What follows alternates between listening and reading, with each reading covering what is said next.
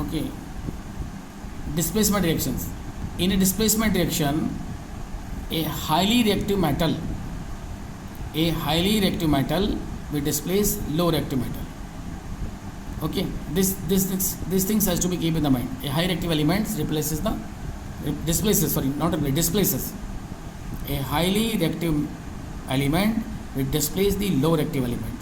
Okay, it's a very simple example. For example, zinc reacting with 2HCl, that is hydrochloric acid. Now this zinc is more reactive, so it will displace the hydrogen from here. It will displace the hydrogen from here, and finally it forms the zinc chloride, and H2 is displaced. For example, when the zinc reacts with copper sulfate, since the zinc is more reactive than copper, so it will displace the copper from here.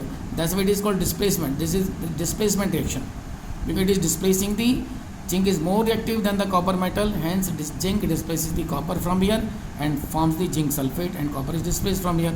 Okay, and one more example, when silver metal is dipped into copper nitrate, now no reaction takes place. Why? Because since silver metal is less reactive than the copper.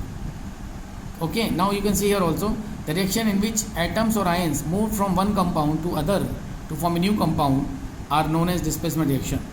Displacement reaction is also known as a substitution reaction, or a single displacement reaction, or a replacement reaction.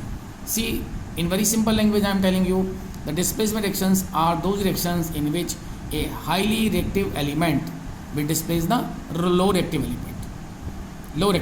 Okay, with the example you can understand. Zinc reactive with hydrochloric acid, zinc is more reactive than the chlorine, zinc is more reactive than the hydrogen, it will displace hydrogen from here, and it will come to this place of hydrogen, will form zinc chloride, and hydrogen displaces.